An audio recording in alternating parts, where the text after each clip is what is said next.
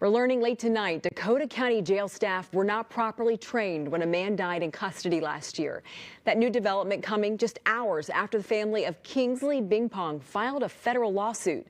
It accuses 3 Eagan police officers and 7 Dakota County correctional officers of denying Bimpong medical care, mistaking a stroke for intoxication, which was later confirmed in an autopsy.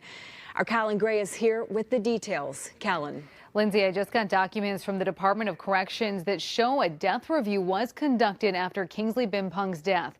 It found none of the Dakota County jail staff were current on their first aid or CPR certification. The facility did not obtain and document emergency medical information within 2 hours of admission and failed to do mental health screening. Corrective actions were issued. Bimpong's final hours now detailed in a lawsuit. Frame by frame, photos show correctional officers at the Dakota County Jail helping hold up Kingsley Bimpong on his way to his cell, then looking in on him as he lays in distress, marking inmate and cell okay, according to the lawsuit now filed on behalf of his family. He's laying on the floor, clearly suffering in front of the correctional officers. It's just heartbreaking to see. Attorney Katie Bennett explaining Bimpong's condition had been deteriorating for hours. The lawsuit saying the 50-year-old U.S. postal worker left work early on November 16th due to a headache and decreased vision.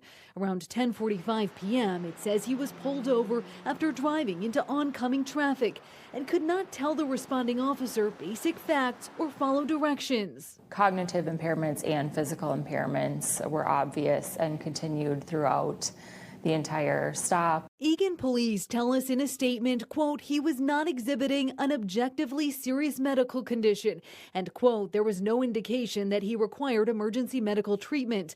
But the lawsuit claims a drug recognition evaluator on scene only partially completed required steps, and, quote, no pulse or other vital signs were taken. It says Bimpong was arrested and taken to the Eagan police station and then the Dakota County Jail, despite showing signs of a stroke, where he spiraled towards death over the next few hours. I think that's just the worst nightmare anybody could think of, is that you're having a medical emergency and you end up in jail. Representative Jess Hansen says his death highlights gaps still in the system. It's been 4 years since lawmakers passed the Hardell-Sherrill Act in honor of another man who died in custody, creating new standards for medical care in jails, requiring death reviews and other changes. Should that have prevented some of this? Yes, it should have prevented it, but if we need to do more, let's do more, because it didn't. Eagan police say Bimpong spent 17 minutes with EMS professionals before taken to the Dakota County Jail. The Post Board tells us tonight emergency medical responder training is required for hiring officers, but then it's up to the individual agency if they wish to continue that level of training. It's unclear what Eagan police training policies are. Dakota County Sheriff's Office says it does not comment on pending litigation, Lindsay. All right, just a tragic case. Thank you so much, Callan. Tragic. The least fitting and most overused descriptor used to describe far too many encounters that innocent Americans have with these cowards and all of their liable companions, cohorts, colleagues, co-defendants. You can't even be sick in America unless it's being sick because our government and its watchdogs have murdered or attacked one of your family members or loved ones, and there's no justice for it. I am Trailhead Bill, reporting live from South Florida. I hate these stories. They always make my day solemn. Rest in peace to Mr. Kingsley Bimpong. Hope I'm not mispronouncing his name. And all of the innocent Americans who've had experiences with these cowards that can't be undone. We are in Minnesota. Eagan, Minnesota, if these articles are correct now. I think that representative said that those laws or, policies they enacted should have prevented this, and if necessary, they would do more because it didn't. I don't believe you. Even if you are meaning to tell the truth, I don't believe you. The government is set up for people who work in certain institutions inside of it to not give a damn about the American citizens that they take oaths to protect and serve. I think I heard that reporter say, and unless she's lying, that Johnnies are required to take certain first responder, medical, I forget how she framed it, training. But after they take it initially, it's up to that particular department or agency whether they want to continue training their personnel. How can you properly serve? I'm not laughing in humor here. How can you properly serve the American citizenship if whether or not you're trained to do that is optional? There are a lot of logistical things that go on in our government and American policing that are just obviously anti-American citizen. The man was getting off of work.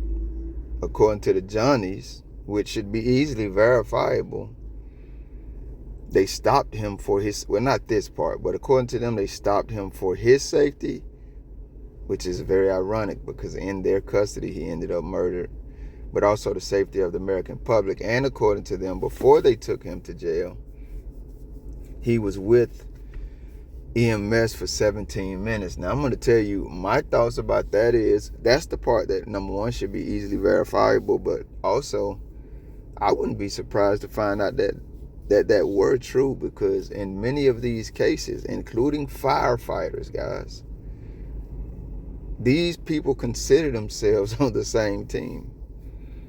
So if the cops are making one suggestion, there are too many times when EMS, firefighters, etc., they're not going to come to the scene independently investigating what's going on and making their own determinations. More than likely, they're going to go with the determination that's already been made by their partners in crime. And so if he was with EMS for 17 minutes, are we to think that either they were untrained as well, they didn't give a damn individually and independently, or that they just didn't give a damn because the Johnnies had already made a decision that a damn shouldn't be given about this very human American man's life? I've covered more than a few stories like this. Shout out to the people who've been jumping in the comments saying, hey man, this is old. Yeah, I know. A lot of these stories are, I'm very busy. I don't do this, cover these stories, make this content to feed myself or take care of my financial responsibilities, even though that is part of the benefit from doing it. It's not why I do it, and I didn't ask for that. And I'm saying that to say I do have other things going on in life that require my attention at time, but it's always impressed upon my heart to get back to what my heart has been impressed by and share these stories with people who may not have heard them on other channels and platforms. This is by far not the only story I've covered about innocent Americans who were having medical crises dying in the hands of police who were just there to ensure their safety and the safety of the American public. I can't stand these cowards, from the lowest ranks to the highest,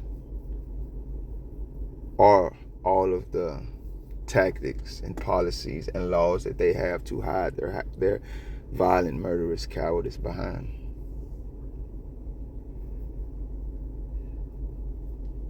I also can't bring Mr. Bimpong or any other victims of their terror back to life. I can't undo the criminal injustice that these cowards have done to their lives and their loved ones. And that's why I do put praying hand emojis in a lot of the descriptions and pinned comments and posts that I share on the community tab, because more than anything, I just trust God. Trusting God does not mean that I think we have to bow down and allow these cowards to terrorize us without response. We have God-given and American rights to protect ourselves. And I'm going to remember that gentleman's name that I referenced about 2 videos ago, who ended up getting into a shootout with U.S. Marshals because they came to unlawfully arrest him, and he was not the one who got the short end of the stick because he remembered that he was made in God's image and he had American rights. I am Trailhand Bill, reporting live from South Florida. $150 million. I mean, if that's what the family wants, I do think some prison cells and prison sentences should be tacked on as well. Y'all enjoy your day and the rest of your week. I'm out. Thank you if you made it this far. If you liked the video, feel free to hit that thumbs up button. I greatly appreciate it. If you care to go a little further than that, maybe even subscribe, hit the notification bell. Check out a few of the other videos on the channel. Either way, y'all be safe.